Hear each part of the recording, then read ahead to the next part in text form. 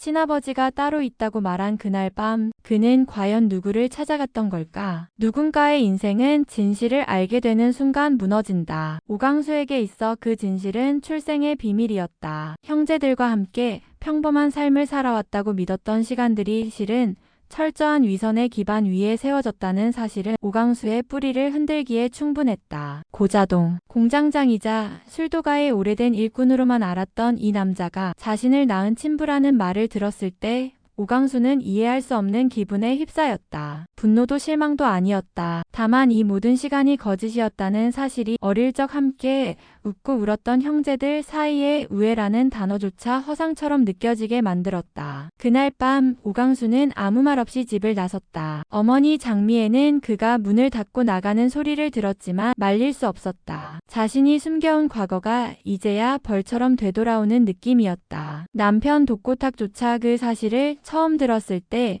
분노를 터뜨리진 않았다. 다만 그녀가 혼자서 감당해 온 시간을 생각하면 그저 한숨만 내쉬었을 뿐이었다. 그러나 이 모든 게 결국 강수를 파멸로 몰아넣을 수도 있다는 두려움은 그날부터 부부 사이에 다시 불신을 싹 틔웠다. 동석과의 연애를 형제들에게 밝힌 광숙은 오히려 예상치 못한 반응에 당황했다. 천수는 이미 예감하고 있었고 큰형 또한 아해하고 형수님의 사랑을 존중하고 사랑할 거라고 생각했다. 광숙은 눈물을 흘렸지만 동석은 잘하셨다고 말하고 있었다. 며칠 후 고자동이 독고탁을 찾아왔다. 그는 술도가를 그만두겠다고 했다. 하지만 진짜 이유는 따로 있었다. 그는 조용히 독고탁에게 말했다. 강수를 어젯밤에 만났습니다. 아들이라고 부르지 말아달라고 하더군요. 그 말을 들은 독고탁은 처음으로 주먹을 불끈 쥐었다. 평생을 아버지로 살아온 자신을 부정당한 것 같았다. 그러나 곧 마음을 추슬렀다. 고자동이 진실을 밝힌 이상 이제 선택은 강수에게 있었다. 하지만 문제는 단순한 출생의 진실이 아니었다. 고자동이 그에게 털어놓은 과거 중에는 한 가지 더 충격적인 진실이 있었다. 바로 장남의 교통사고 사망 사건. 고자동은 그 사고에 간접적으로 연루돼 있었던 것이다. 당시 음주 상태였던 동네 유지의 뺑소니를 눈으로 목격하고도 증언하지 않았던 그는 그 대가로 거액을 받았고 그 돈 일부는 장미애에게로 흘러들어갔다는 말이었다. 그 사실은 강수를 무너뜨렸다. 사랑했던 어머니가 형의 죽음과 관련된 돈을 받았다는 말은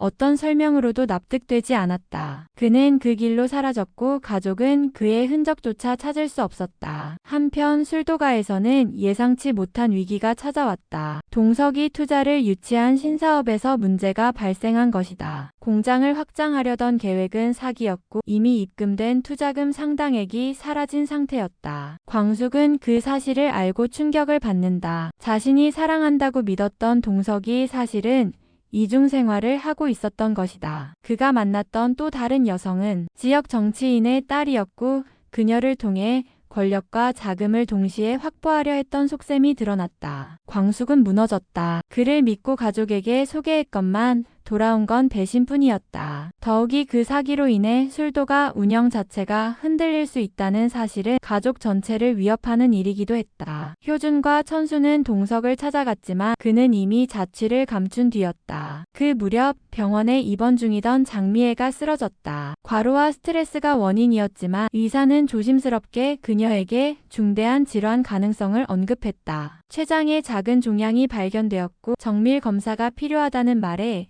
그녀는 처음으로 두려움을 느꼈다. 자신이 지켜야 할 가족이 이렇게까지 무너지고 있다는 현실 앞에서 그녀는 더는 버틸 수 없었다. 그날 밤 독고탁은 집 앞에 놓여있는 봉투 하나를 발견한다. 봉투 안에는 편지 한 장과 함께 오래된 사진 한 장이 들어있었다. 사진 속에는 어린 시절의 오강수와 낯선 소년이 함께 있었다. 편지에는 이렇게 쓰여 있었다. 형이라고 불렀지만 난 그를 형으로 인정하지 않았다. 하지만 지금은 늦었겠지? 탁은 손을 떨며 편지를 내려놓았다. 그가 가장 두려워했던 일이 시작되고 있다는 걸 직감한 순간이었다. 그리고 동시에 경찰서에는 익명의 제보 전화 한 통이 접수된다. 내용은 독고탁의 장남 사망 사건의 은폐된 진실에 대해 알고 있다는 것. 이미 끝난 줄 알았던 그 여자가 왜 지금 돌아온 걸까? 독고가의 한참 긴장이 고조되던 시점, 오래전 떠났던 오천수의 부인 강수연이 불쑥 나타났다. 누구도 그녀의 방문을 예상치 못했고 무엇보다 오천수 본인이 가장 놀랐다. 그녀는 아무 일도 없었다는 듯 천수를 바라보며 말했다. 집에 돌아왔어. 과거 천수와 강수연의 결혼은 사랑보다는 타협에 가까웠다. 강수연은 도시 출신으로 철저히 계획적인 성격이었고 천수는 늘 수능적이었다. 그러나 시간이 지날수록 둘 사이의 간극은 깊어졌고 강수연은 결국 아무런 말도 없이 집을 나가버렸다. 그로부터 3년, 천수는 사실상 혼자였고 어느새 마음은 광숙을 향해 기울어 있었다. 강수연의 등장은 천수의 삶을 다시 흔들었다. 그녀는 자신이 떠났던 이유를 후회한다며 다시 가정을 회복하자고 말했다. 그러나 천수의 표정은 싸늘했다. 그는 더 이상 그녀를 기다리지 않았고 이미 마음속에서 이별은 오래전에 끝났다고 느끼고 있었다. 하지만 강수연은 쉽게 물러서지 않았다. 그녀는 천수의 부모에게도 직접 찾아가 눈물을 흘리며 용서를 구했다. 장미애는 겉으로는 그녀를 반기지 않았지만 여전히 며느리로서의 자리를 부정하지 못하고 있었다. 이런 복잡한 분위기 속에서 광숙은 조용히 뒤로 물러섰다. 자신이 끼어들 자리가 아니라는 걸 알았지만 마음 깊은 곳에서는 씁쓸한 상처가 피어났다. 강수연의 본심은 따로 있었다. 그녀가 다시 돌아온 건 단순히 사랑 때문이 아니었다. 그녀는 최근 부동산 투자 실패로 인해 큰 빚을 지고 있었고 독고가의 술도가가 가진 토지와 운영권이 그녀에게는 마지막 희망처럼 보였다. 그녀는 천수에게 다시 시작하자는 말을 반복하면서도 동시에 술도가의 재정 상태와 지분 구조를 파악하려 애썼다. 천수는 그 모든 것을 느끼고 있었다. 그녀의 말투, 그녀의 시선, 그녀의 모든 행동에는 사랑이 아닌 계산이 숨어 있었다. 그는 형 독고탁에게 조심스럽게 털어놓았다. 형, 나 이혼하고 싶어. 그 사람 다시 받아들일 수가 없어. 하지만 이혼은 간단하지 않았다. 강수연은 이를 강하게 거부했고 되려 광숙과의 관계를 문제 삼으며 불륜 상대에게 책임을 묻겠다고 법적 조치를 언급했다. 광숙은 이 일로 심리적으로 큰 타격을 입었다. 그녀는 단 한 번도 천수의 부재를 기회로 삼지 않았고 단지 서로 위로가 되었던 관계였을 뿐이었다. 그러나 강수연은 그 모든 것을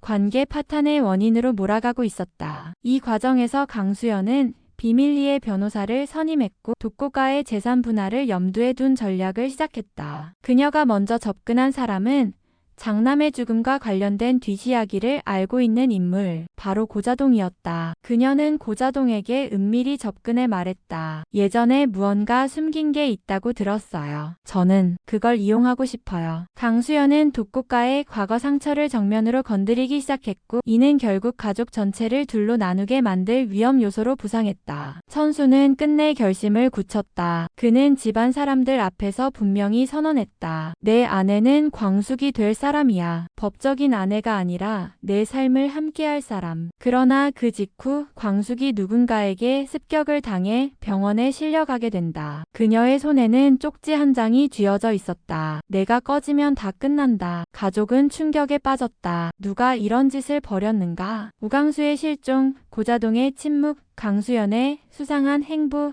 그리고 장미애의 병세, 악화 독고가를 둘러싼 모든 균형이 무너져가고 있었다.